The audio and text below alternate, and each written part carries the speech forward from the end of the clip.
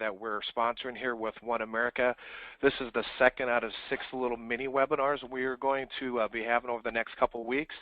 My name is Shad Buchanan, and we have Jeremy Verser from One America here today to present for us here.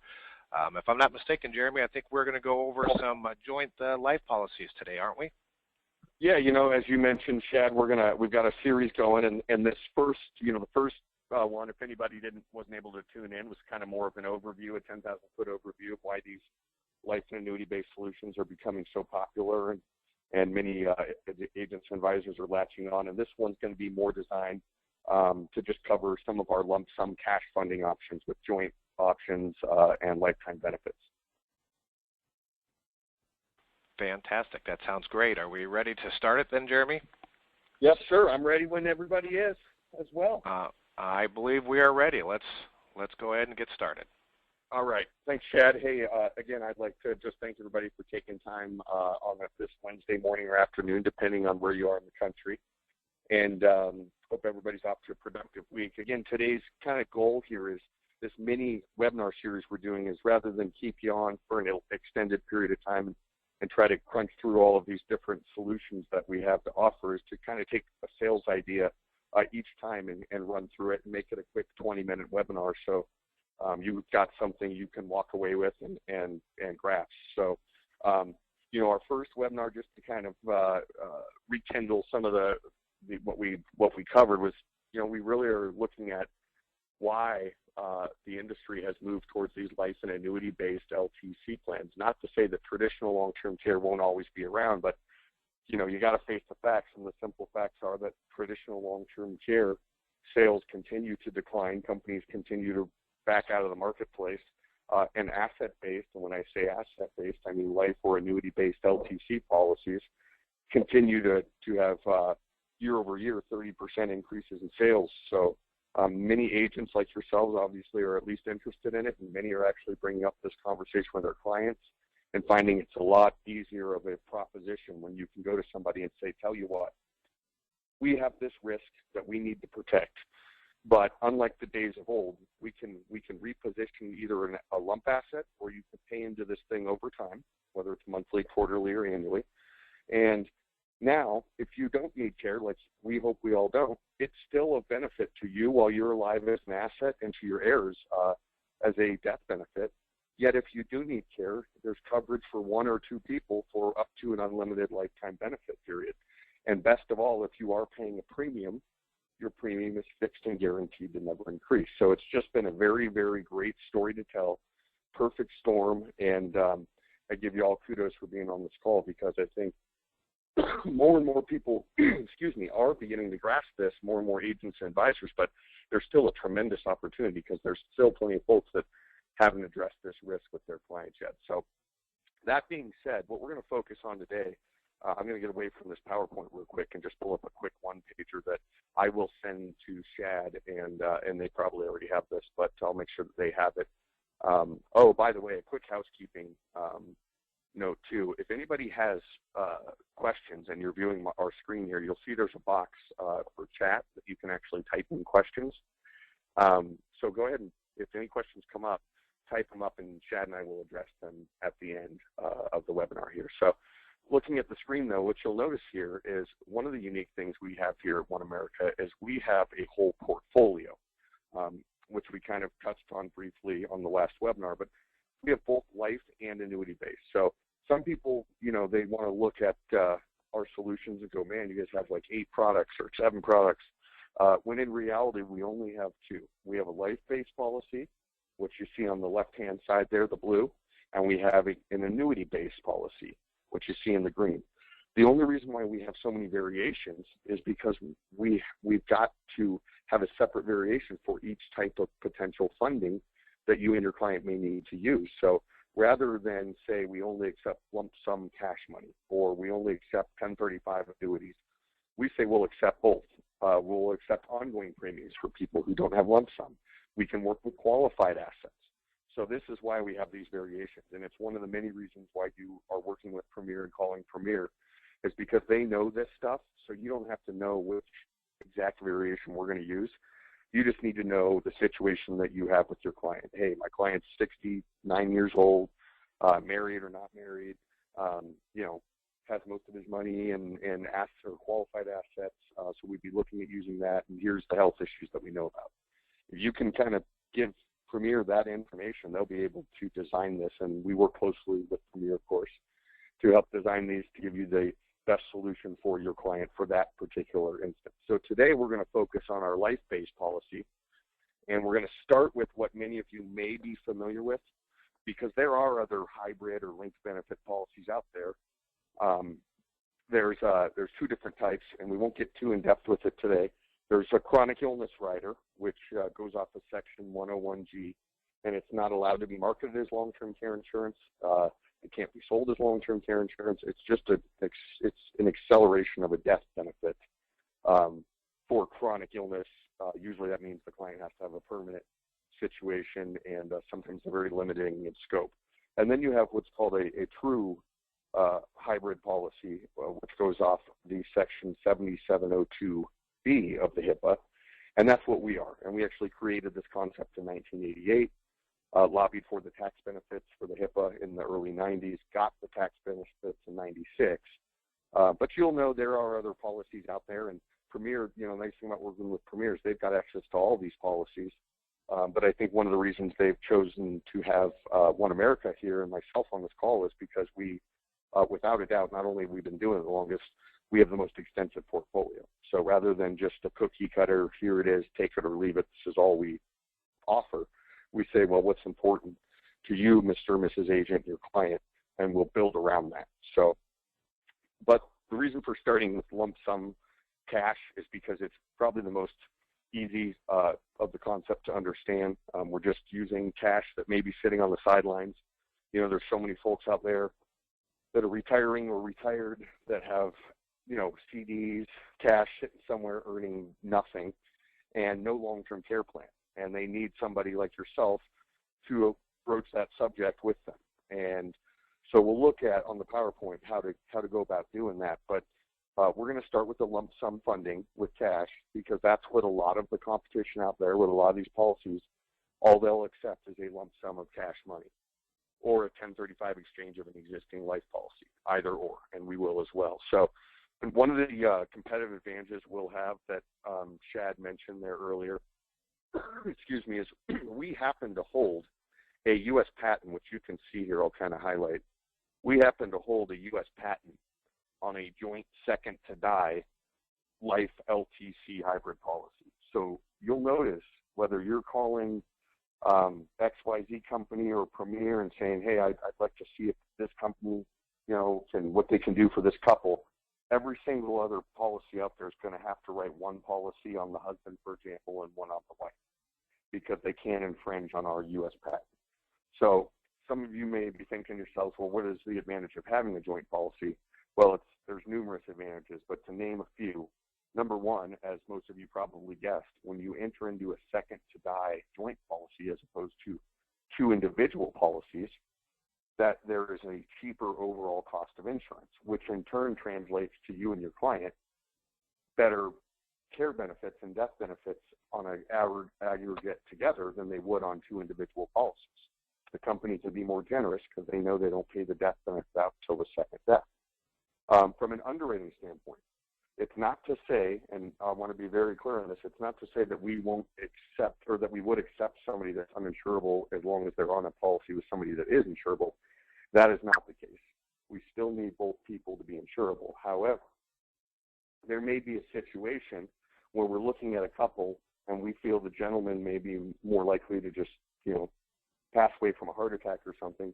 We would be more inclined to approve that still with a healthy spouse, for example, because we know even if he did pass away of a heart attack 2 years later, we don't pay the death benefit out until the wife then passes.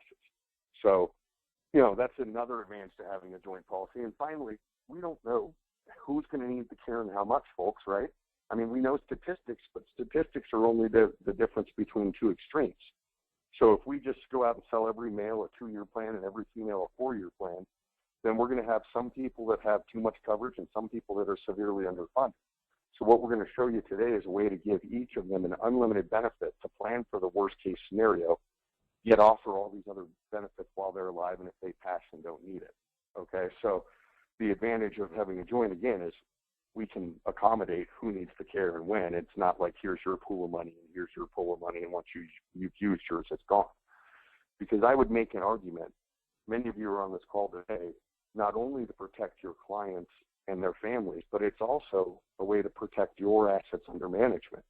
Because if your client gets dementia, has a Ronald Reagan type bout for 8 years, they're going to be just blowing through assets that are under your supervision most likely. So here's a way that we can carve out and make a plan that has other benefits, that has an unlimited benefit for care to help protect all of those other assets you might have. So a joint policy is really, I think, if the minute we didn't have a patent on it, I'm sure every company would roll one out. So that's an advantage to the joint. So let's get back to the PowerPoint here real quick. And on the PowerPoint, blow this thing up for everybody again. I'm going to kind of flip through some pages. One thing I will tell you, folks, if anybody missed our webinar on the last round of our webinar, we did kind of touch on the fact that we don't sell a lot on statistics. A lot of the agents and advisors we see that are having success with this are selling more on an emotional level, it's not about you, it's about what would happen to people around you level. It's not about the statistical risk of, oh, you're going to need care, 70% of us are going to need care. But these statistics help all of us to kind of understand the risk for the clients. But we'll kind of bypass that. But what we found is there's two great questions for you to incorporate. And people sometimes ask, well, what's one thing I can do today, starting today, to make sure that I increase my asset-based LTC sales, that I'm protecting my clients? And that is, make sure that you incorporate these questions with every single one of your clients, whether they're 45 or they're 85. We will issue all the way up through age 85 on some of our policies. So you may never need care, but if you did, how would that affect your family, Mr. or Mrs. Client? Spouse, adult children, family, finances, etc., right? So we're getting the conversation, we're taking the statistics out of it. We're just saying, how would it affect people? Forget if you need it or not. Hey, I don't think you're going to need it, and I don't think I'm going to need it, but guess what? If we did, there's some consequences that are pretty drastic if we don't at least have a plan in place. And if we did need that, how would we pay for it? And most people that you're dealing with, of course, have assets, but that's why they're working with you. So they're not a candidate for Medicaid. Medicaid is, as many of you are well aware, is the government's welfare program for people who become destitute and need long-term care. All right. Most folks, something only like 7% of people over the age of 65 own a long-term care policy, which is really scary to think that 70% of those people are needing some form of care, yet the vast majority have no policy in place. Yet we have 10 to 11,000 people turning 65 every day for the next 10 years. Enormous opportunity for everyone here. So let's take a look at the concept of asset-based LTC, and that is, again, today we're going to talk about repositioning an existing lump asset. And I think if you can incorporate that, again, these successful agents and advisors often use the term reposition as opposed to purchase, because you don't want your client to write a check thinking it's $150,000 and it's poof gone. That's kind of a hard pill to swallow. It's simply the fact that if we're going to create a plan for this potential care risk for you and your spouse, the money where it's sitting today that you mentioned you would use first is not in the most advantageous pocket. We can move it from pocket A to pocket B. We can get some leverage, and we can get some tax advantages that you wouldn't have in that CD or that money market or wherever that safe money is right now, okay? Again, folks, today we're just talking about cash or a cash value transfer from a life policy.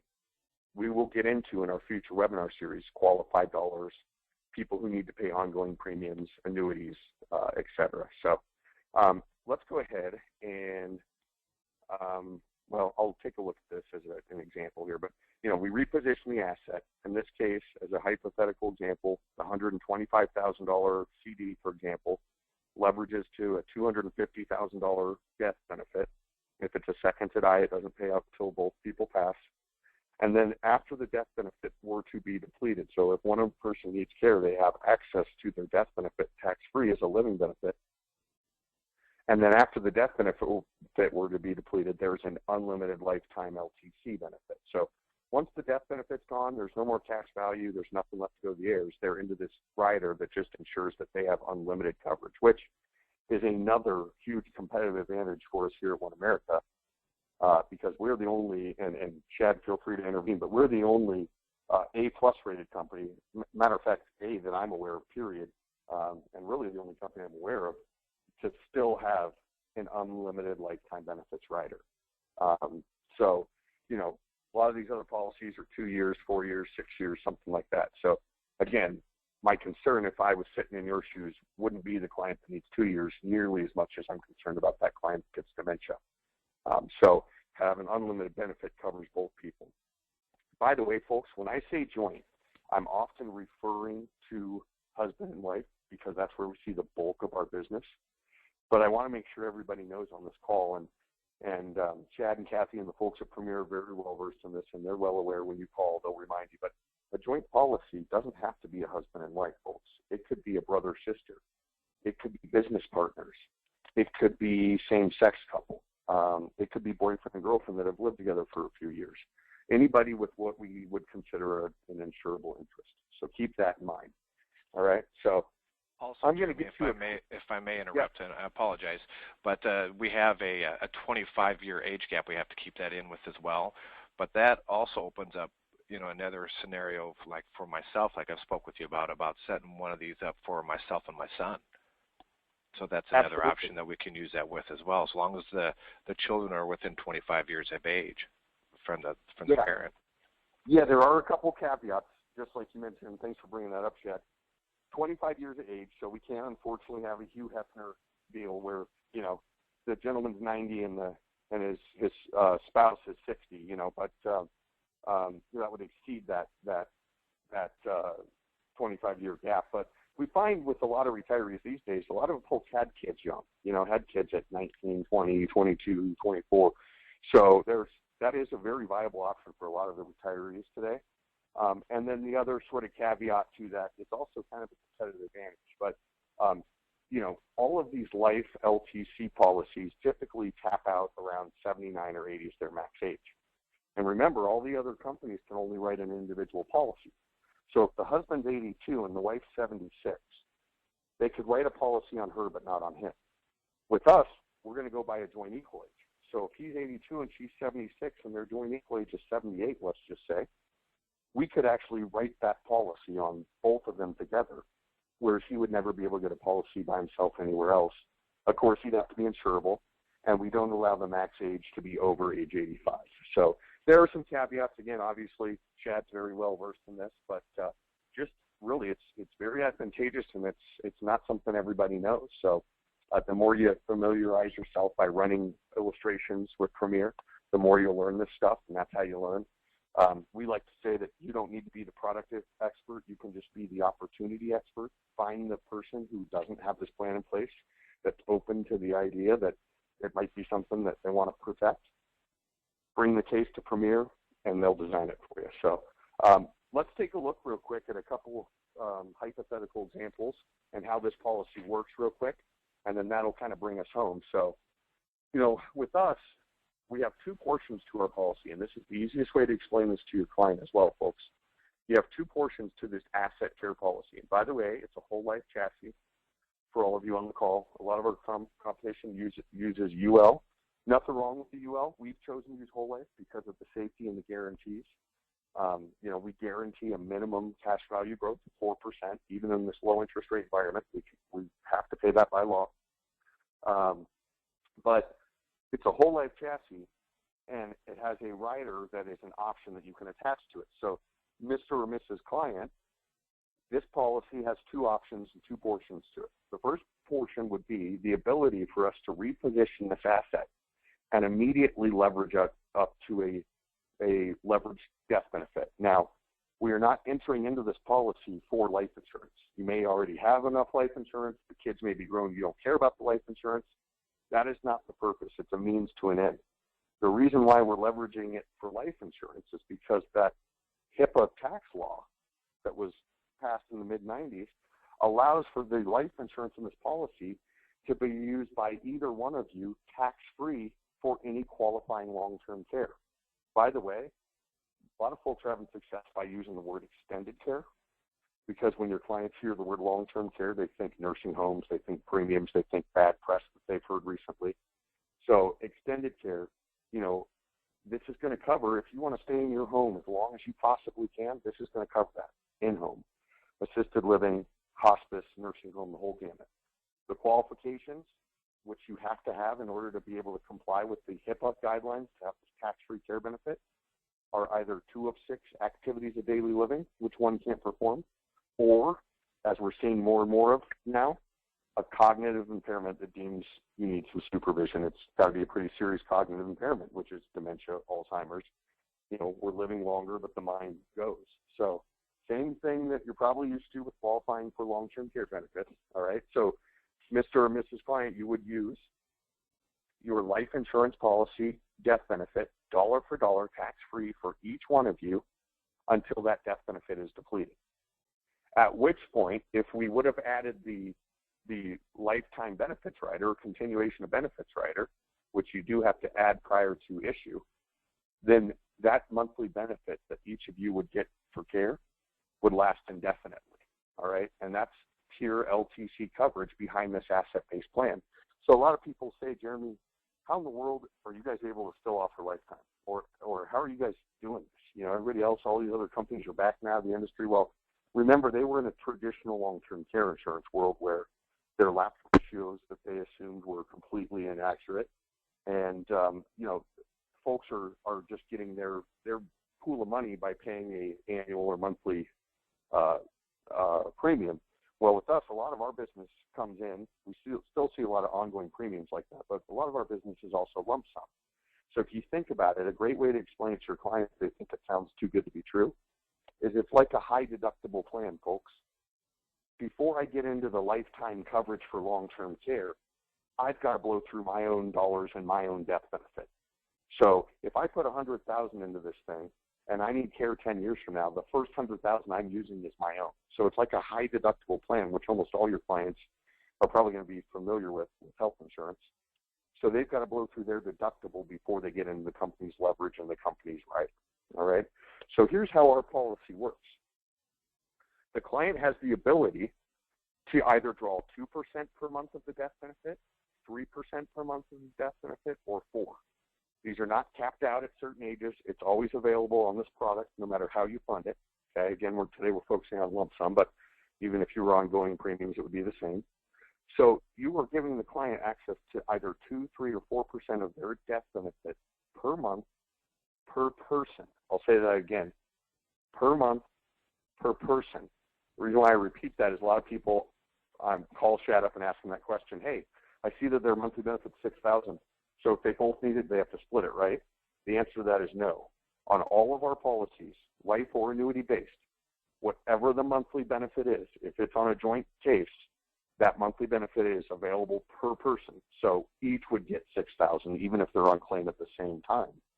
They would just flow through their death benefit twice as quickly, because again, they were depleting the death benefit dollar for dollar, which makes a huge case and probably why 90 to 95% of our joint policies have this lifetime rider built onto it. Now, I'll stop there. You'll notice the rider can either be the doubling of the initial benefit or lifetime. So, for example, if I choose 2% of my death benefit, 100 divided by 2% means it would take my spouse and I 50 shared months to deplete our death benefit, about 4 years between the two of us to deplete that. I can add a rider to add another 50 months of long-term care coverage behind our life policy, or we can just add lifetime. And roughly speaking, it's like 20% more to add lifetime. So most folks just go, hey, if I'm going to pay for the rider, I want to know that even if I need 8 years of care and I need, full monthly benefits, I don't up and leave my spouse with nothing. My spouse still has a benefit they can never outlive. So let's look at how this actually works, folks. We'll get out. Escape. Here we go. Okay, let's look at this. So I'm going to blow this up for everybody, but this is the illustration here that Shad and Premier would run you here. So page 2 is going to be kind of our overview page. I ran this for a 68-year-old couple that had $200,000.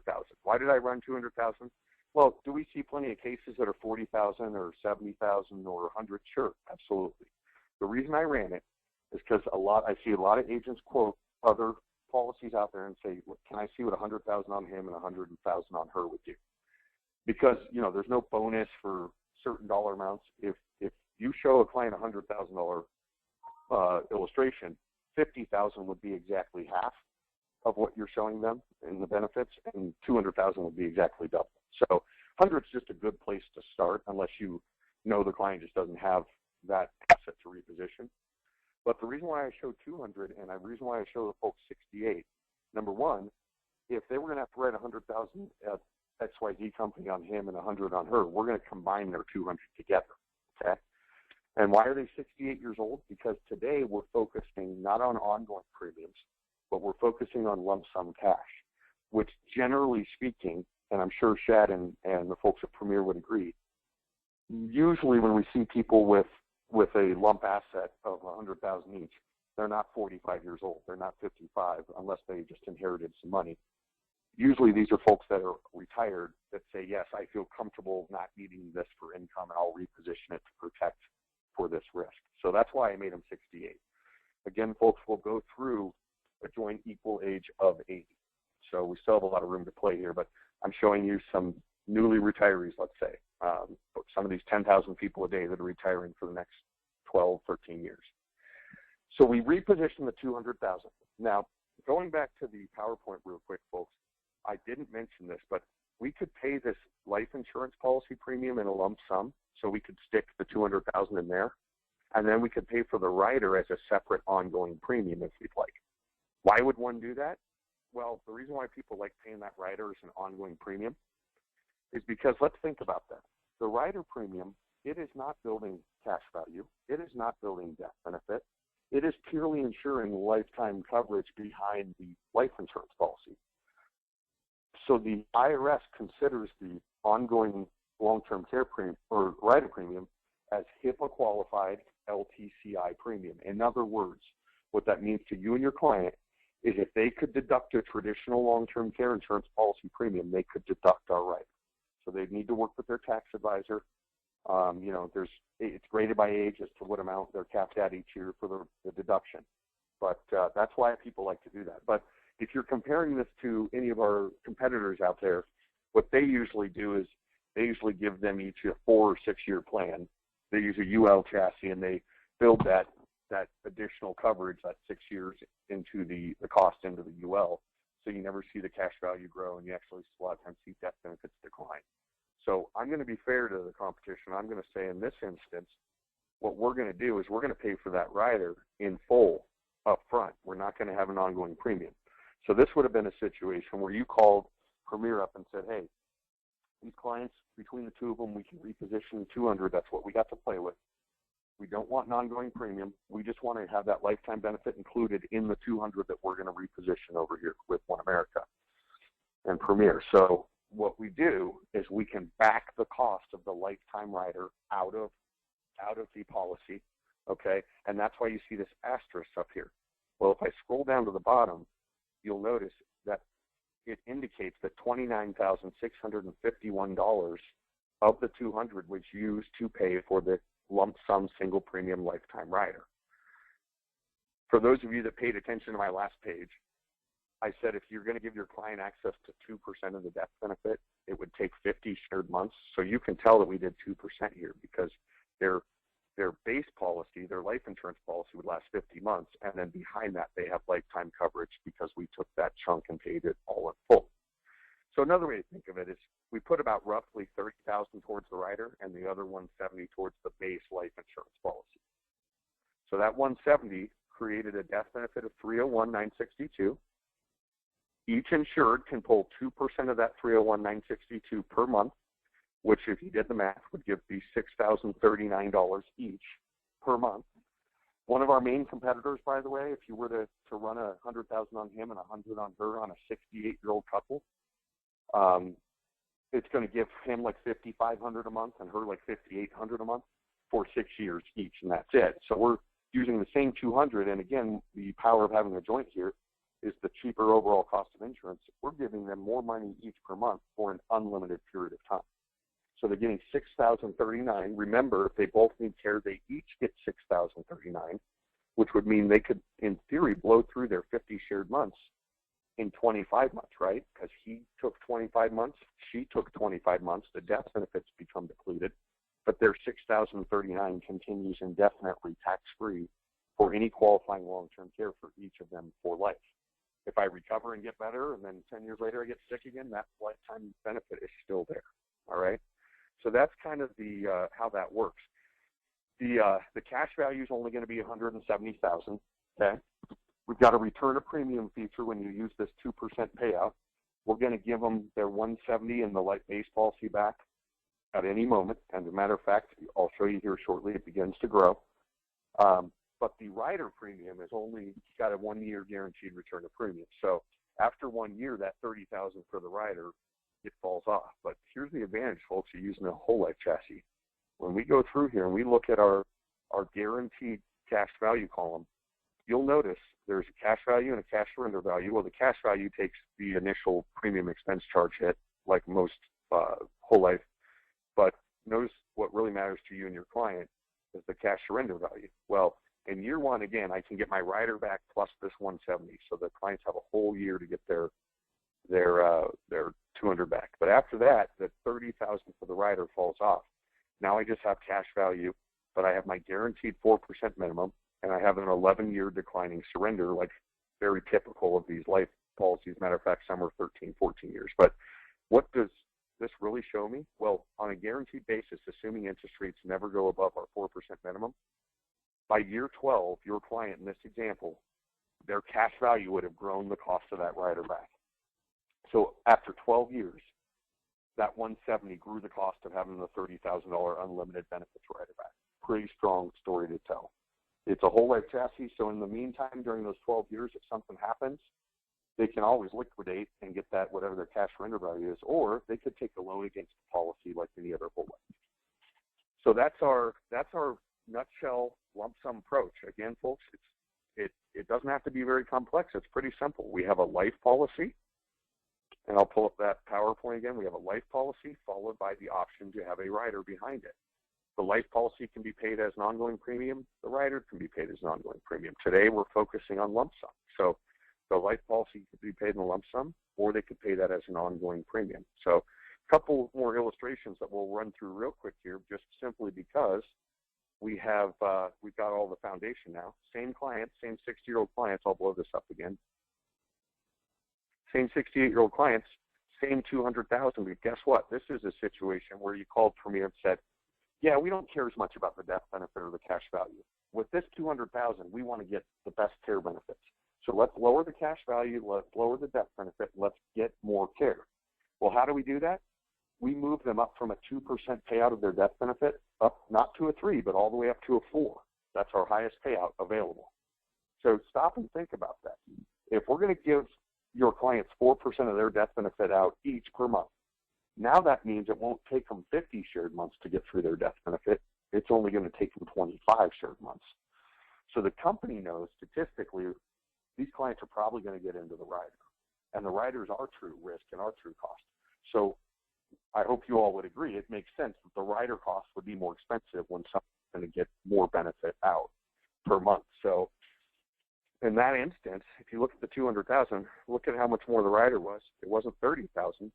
It was almost 82 grand, because the company knows that these clients are probably, between the two of them, going to need more than 25 months of care and get into our rider. But for the right client that doesn't care about, they don't have beneficiaries, kids are grown up and they're fine or whatever, they just want this to give them the best care buck. Or if they're one of those clients that says, hey, Mr. Agent, Mrs. Agent, I trust you, do what's best for me with these dollars. This may be an avenue, and we see a lot of this done here today, where, look at, with the same 200, the death benefit, it's not 300, it's basically a return of premium almost, it's 202,000. Why? Because we had to use 82 grand for the rider. So really only about 118,000 went into the base policy. But look at this, folks. with the same $200,000, we are giving the same couple the option not to have $6,000 per month, but to have $8,000 per month for life. That's huge. There's nowhere else in the marketplace for a 68-year-old male or 68-year-old female with $100,000 each that you're going to come anywhere close to an $8,000 a month benefit, not to mention for a lifetime. So really unique. You may not soak all this in right now, but that's exactly why you call Premier. Just work with these folks here, and we work closely, and they know their stuff. So, you bring the case in, and they'll help design this based on that. Last thing I want to show you is maybe you might say to yourself, well, Jeremy, maybe we don't give One America the whole $200,000. Maybe give them the $118 to go into the base, and we want to pay that rider on an annual basis because we want to get the tax deduction, and then maybe Premier can help you do something with those monies to create an income stream to pay for the rider. Well, same couple, same $200,000, but you're going to keep the other $82,000 under your supervision and create some income stream to pay the rider. So you're only going to give One America $118,000. Same death benefit at $202, same $8,100 per month, but the rider now they pay on an annual basis. They don't pay that $82,000 up front. Now they're going to pay $5,290.79. That's not each. That's once per year, and that's fixed and guaranteed to never increase. It's what we call non-cancelable. Some of you are probably very familiar with that. And that premium could be deducted as an LTCI premium, HIPAA qualified. And again, they got to work with the tax advisor on that. So that's it in a nutshell, folks. For any of you that missed the first webinar, we are an A+ rated company with AM Best, Condex of a 95, which only puts 6 or 7 companies out there any higher than us. Condex, as you know, goes to 100. And we're a mutual company, so we fared very well throughout the market downturn. We actually got an upgrade. We're the only company to actually receive an upgrade by AM Best. So with that, Shad, I will toss it back to you, and I'll open my box up and see if there's any questions.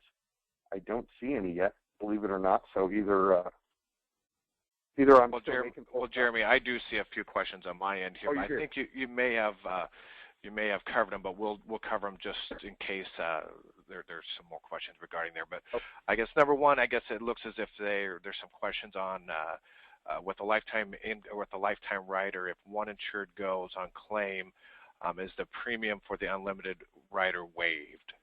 That's a great question. So in this example, where we repositioned $118,000 into the Asset Care One for this 68-year-old male and female, and then they're gonna pay a annual ongoing premium that's fixed and guaranteed to never increase of the $5,290. The question is, if one of them goes on claim, would that premium stop? And that's a great question, and I'm glad that was brought up. So here's how that works. Remember, as you're teaching your clients, this policy has 2 portions. The first portion is the life insurance, which you will access dollar for dollar. The second portion is the rider. So to answer that question, Chad, when I first go on claim, what am I claiming on? I'm claiming on the life policy first, the base policy.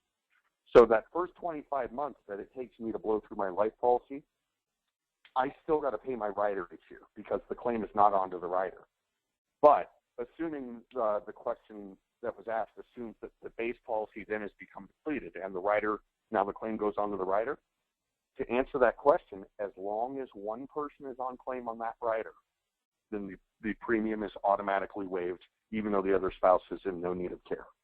So as long as one person is on claim. So let's say he continued to go on claim for another year or two, and then he passed away. She's still healthy. She now has to pick up each year that premium of the $5,290.79 until she then files claim. But when she files claim, she is immediately back onto the rider, and it's waived. Does that make sense? Makes sense to me. Cool. On that. We'll go on to the next question on there, and basically it just says if both spouses needed a long-term care unlimited, are they both covered? And I believe we have answered that on there, where yes, they would both qualify for the coverage. In the case that's shown on the screen right now, they both qualify for the $8,107. And that is a true statement for every policy you're going to write with us at One America on joint, whether it's life or annuity based. Whenever you write a joint policy, that monthly benefit is fully available to each, even if on claim at the same time, which is why so many people, Shad, choose to add, as you know, that lifetime benefit. Because in this instance, if it takes my wife and I only 25 shared months to blow through our death benefit, I think most people, if I asked you, hey, a 68-year-old male, 68-year-old female, if you were a gambling person, would you gamble that between the two of them, they'd need more than 2 years of care? You'd probably say yes. Oh, absolutely. Absolutely. And then another question we have here, Jeremy, is there a minimum guaranteed death benefit after the initial benefit has been depleted? There is not. In our direct competition, sometimes it's like 5% or something. I can honestly tell you that I have never lost a case because we don't have a residual death benefit. Because let's stop and think about it. Is that an extra selling point? Absolutely it is. However, anybody who really knows what they're doing, do they go into this thing for death benefit? Chad, obviously you know the answer to that. Death benefit is definitely secondary behind the care. They're looking to maximize death benefit. You guys at Premier have much better traditional life policies that don't include long-term care benefits that provide a better death benefit. So the answer is no, we do not have a residual. I will even say this. We've had discussions with our product development team and the actuarial team, and they're open to anything. We could add that, but guess what it would do? It would reduce our benefits slightly. That would have to be built in. And we just feel, based on our experiences out in the field, that most people would not trade a lower monthly benefit and a lower death benefit to have a residual benefit. Does that make sense? Absolutely, it does. All the additional benefits always cost you, so if we add that, Yep. we'd have to take it away from something. Correct. Absolutely. Then the next question we have is after, this must have been on a different illustration, but it says after the $6,039 is exhausted, after the 25 or 50 months, what is the monthly LTC benefit? And that's going to remain at that $6,039 or the $8,000 that we had previously on there, but yes, for life. Yeah, I just pulled that illustration. That was the first one we looked at. Yep, absolutely. Yep, unlimited. Absolutely. Unlimited. So if your clients are, I would just say this too to all the agents and advisors on the call, if your clients are numbers people, just say, okay, so for example, what we're really trying to protect is that catastrophic risk. So let's say between your wife and you, or your husband and you needed 8 years of care. God forbid, one of you got dementia, right? So we can take, because it's hard sometimes to quantify lifetime. So we can take the $6,039, multiply it by 12 months in a year, and multiply that by 8 years. This thing would have paid out $579,744, over $500,000 in tax-free benefits.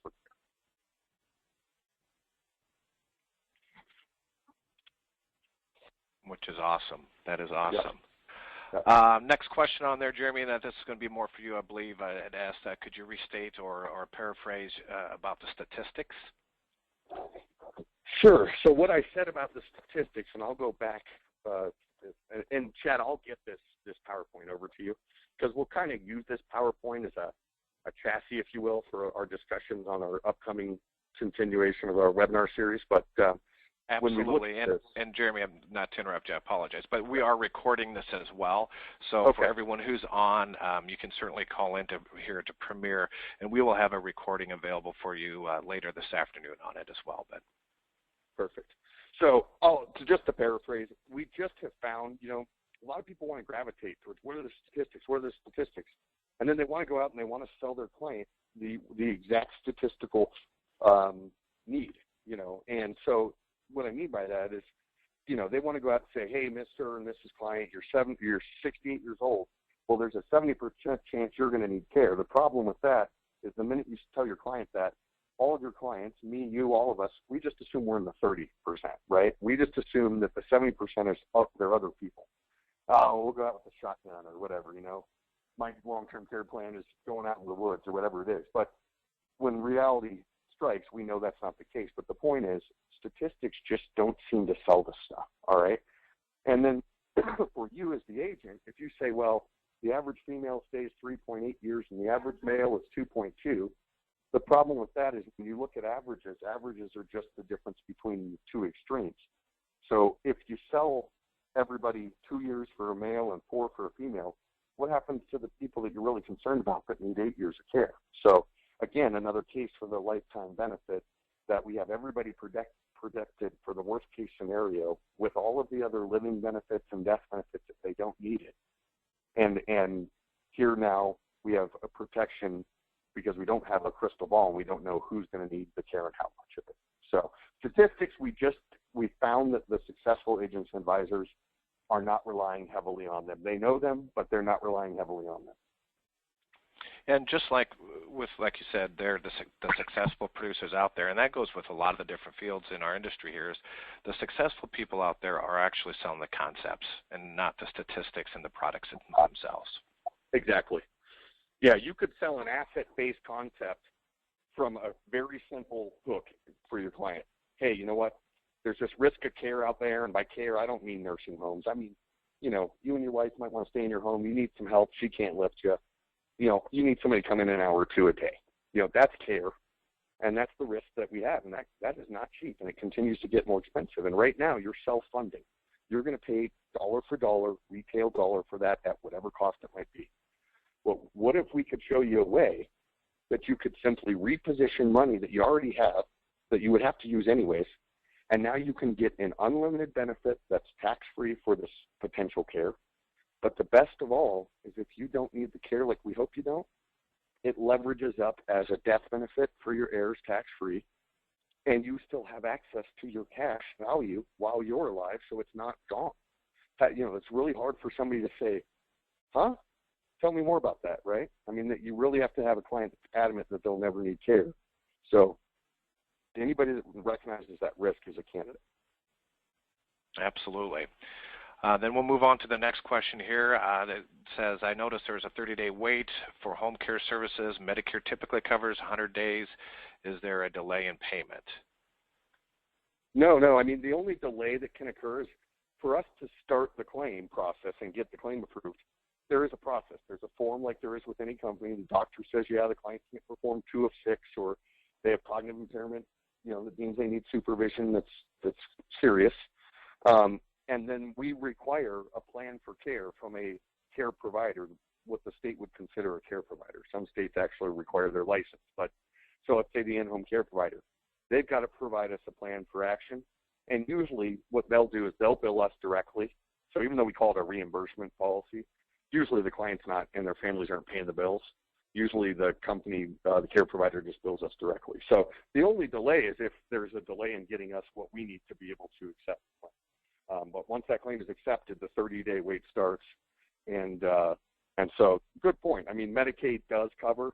Just be careful with that, because if it's in-home, I'm not sure. You know, last time I checked, and every state's different. I think that has to be, you have to be in the hospital, actually hospitalized, or in a facility of some sort. So you might look into that for your respective states as to what Medicaid covers, or Medicare covers. Sorry. Fantastic. We have a lot of good questions here.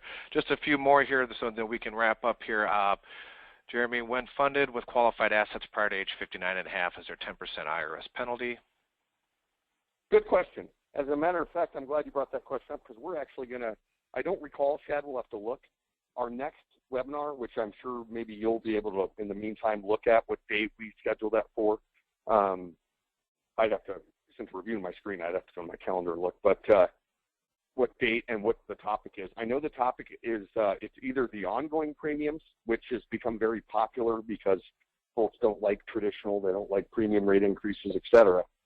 So we've seen a lot of the ongoing premium, the monthly or quarterly, because there's a lot of folks who like the concept, don't have $100,000, but they could pay $2,000 a year or $4,000 a year, whatever. Or it's either that or the qualified. But those are the next 2 upcoming webinars, folks. Those are the next 2 topics. And they'll be quicker than this. This one's always the longest because we really build the groundwork for. Now we just have to talk about using qualified. So to answer your question there, because I know whoever asked that question, your mind's going, it's great. The wheels are crunching because you're thinking about it. If they're under 59 and a half, we're transferring this into an IRA annuity. And then internally, we're converting it over a 20-pay. But each year that distribution does cost a 1099. It's the way we ease the tax burden, because you never want to liquidate the IRA and pay all the taxes in year 1. But yes, if they're under 59 and a half, there would be an IRS 10% penalty. there is a way to get around that, and we'll talk about that on our call when we review the qualified assets. So great question, and the reason that hopefully whoever asked that question can attend our qualified asset webinar. Fantastic. Then the next question talks about the state availability. I can tell you it's available in almost every state. If you want a state chart for which products are available where, just please give your marketer a call here at Premier, and we'll be happy to get that out to you. And then can we get a copy of this presentation for further review? Absolutely. This afternoon we should have a copy of this presentation because we did record it. Next question we have is, when there are policy loans and LTC benefits begin to pay out, how is the loan amount accounted for from the LTC benefits? Is that dollar for dollar there, Jeremy?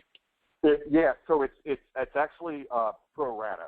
So if I have a loan on 10% of my cash value, then my benefits are going to be reduced by 10% proportionately.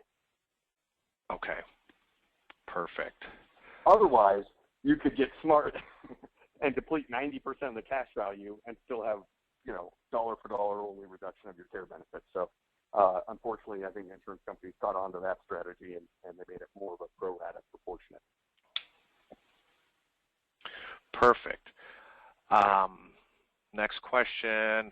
This is a good question here, Jeremy. Is how does the company pay for all the different benefits that go along with this? I'm assuming they're meaning with the lifetime benefits for both people. Yep. How does the company pay for this? Yeah, basically, how can you afford to pay for the lifetime benefits for both on that? Great question. So remember, folks, number one, we've been doing this the longest. We created this concept in '88, so we're not brand new to the game. This is not a loss leader for us. We're very profitable. Now, that being said, I'll say a couple things. Number one, remember, a lot of our business do we have ongoing premium business? Sure, and that holds more risk to us, but we have a lot of lump sum business. And on a lump sum business, the first money the client uses is their own money. So in this example that we were looking at with a couple of 200,000, the first 200 was theirs.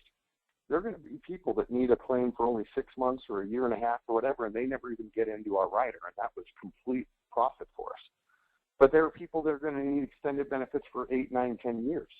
So, the nice thing is, the attractive thing is, you get all these other benefits, death benefits. Well, remember that this is a plan for typically what would be end-of-life care. So unlike a regular life policy or annuity policy especially, we don't see a lot of 1035s leaving us. Our retention ratio on this is about just shy of 99%. So we typically have these dollars for years.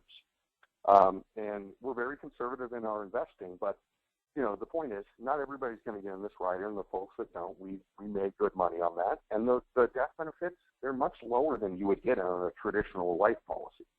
So we're not really losing our shorts on the death benefit if somebody dies and doesn't need care. And finally, what I would say is, we are not unaffected by these low interest rate environments and by this market downturn. For anybody that has been familiar with our policies, about 3 years ago, we actually had to reprice this lifetime rider, especially when you add inflation onto it, because it was priced too low given the low interest rate environment. So what's nice about that, folks, is all of the business on the books is completely unaffected. When we do a repricing, and I've been with the company now 8 years, I've only seen a negative repricing once. But the point is, when we do reprice, it only would affect new business going forward.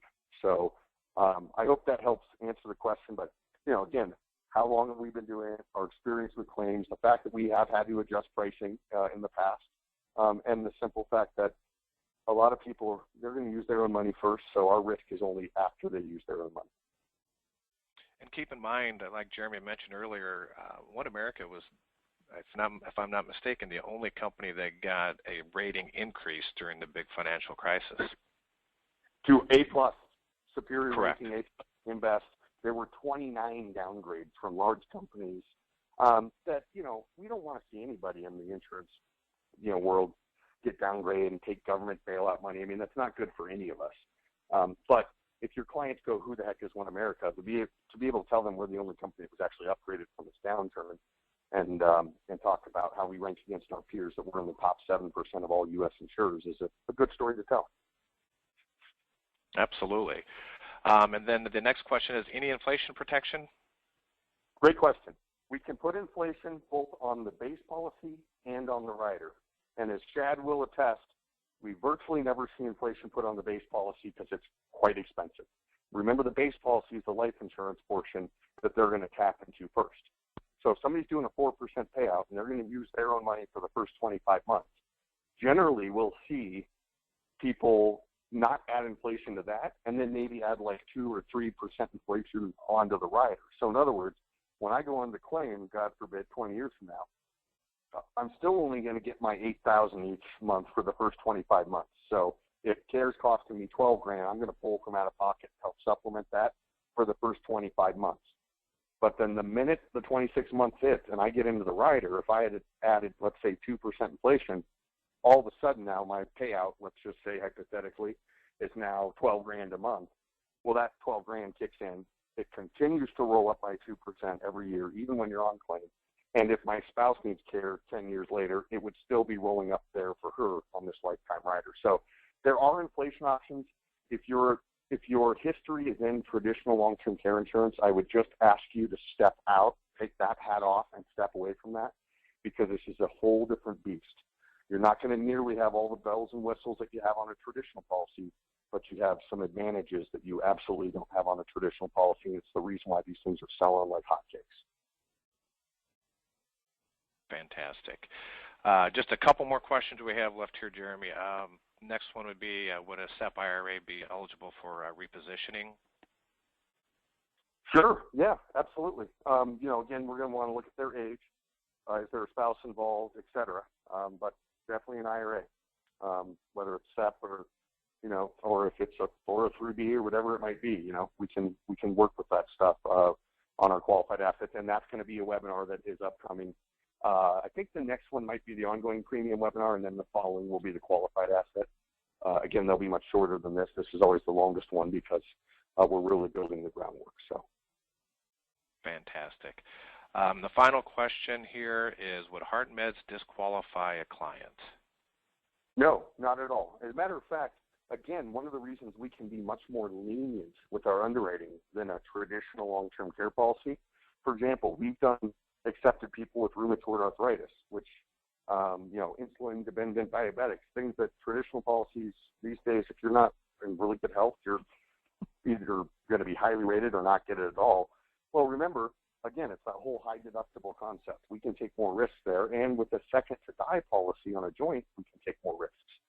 So what I would recommend, because we didn't talk about the underwriting at all, and I'll just briefly touch on that, the underwriting can be as simple as a phone interview, about 20 to 25 minutes per person, no exams, no doctor's records.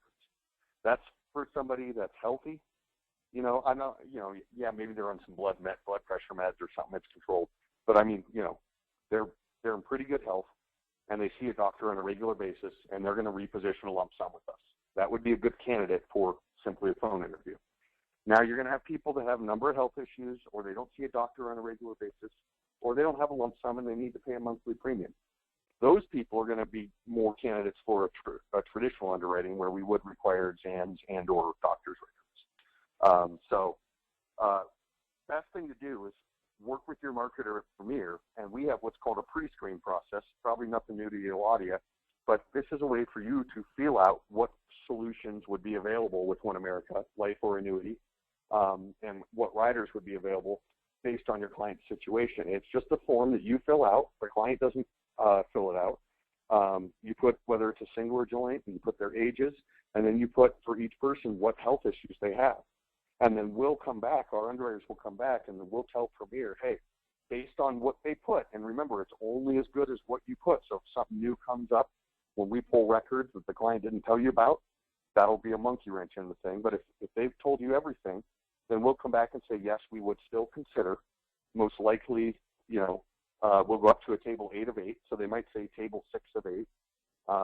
And we would require exams and records. So it'll be a really good feel for you to not waste your time to the client. And then you have something in writing from us stating based on what you put that you've got a good shot at it. So, and Chad, I know you and your team are very familiar with that process. Absolutely. Absolutely. I guess one final thing here, Ward. I do see your request for contracting. I will definitely have a marketer reach out to you and get that to you. And then I guess to wrap it up here, the one thing I just want to make sure that to cover again here, Jeremy, is basically with One America here, everyone. They're the only company that offers the joint life type of policy that's out there. Not only joint life, but to give unlimited benefits, and that is just huge. I mean, I talked to a lot of people out there that utilize these policies strictly for that, and because they have a lot of long-term care policies that are on the books, that their clients are getting tired of the rate increases all the time, and this just opens a door for it to go back to visit those people as well. So with everything that we can do with One America, there really, I don't know if there's a client out there that is looking for long-term care type of coverage that we can't find something for with One America. Yeah, so, I mean, that's exactly it. Don't ignore the 40-year-olds that just had an experience with one of their parents that say, I really want to protect against this, but I can only afford $200 a month. We can work with that. Don't ignore the people that are 80 that think they're too old or too sick to get it. Do a pre-screen. Run the case by Premier. You might be surprised what we will actually accept, especially on our annuity-based side, which we'll cover in a later webinar as well. So, and then finally, I would say, and I don't want to put too much work on your guys' shoulders, Chad, but I know in the long run it helps. For everybody still on the call, if you're not already contracted with One America through Premier, go ahead and reach out to Premier and get that process started. We do not require a piece of business to get you appointed. And it's one less thing that you'll have to do when it comes time to write that case. Processing, we have a lot of people that are getting appointed with us. It takes time. It takes a couple of weeks to get everything up and running. So go ahead and get that process started, unless you object to that, Chad. Nah, not at all. And if you have further questions at all, feel free to contact us here at Premier as well. And our 800 number is 1-800-365-8208. And we definitely will have a marketer available to help you out. And with that, Jeremy, did you have anything you wanted to add? No, sir. I appreciate all the questions. When you have that many questions, there was a lot of folks paying a lot of attention, and I think our ability to break this down, again, going forward, folks, I know Shad will send out the next invite, but if you can make these things, and they will record them, but if you can make them, each time you'll pick up a little nugget of something. That's really all we're hoping for you. We don't think that you're going to sit there 10 minutes from now and remember everything that I regurgitated there, but the goal is just to get you dangerous enough to know what to look for, know the basic concept, and know when to call Premier. So that's all I have, Chad. I appreciate you having me on and everybody taking time today. Well, Jeremy, and like always, you did a great job, and we appreciate everything you do to help us out here. And once again, we appreciate everyone who attended here today. We know it takes a lot of time for you to go out of your way to not be out in the field. So we greatly appreciate that. And like Jeremy said, hopefully you pulled just one little nugget out of it here today. And if you have further questions, feel free to give us a call. And once again, our number here is 800-365-8208. We look forward to seeing you on the next call. Thank you.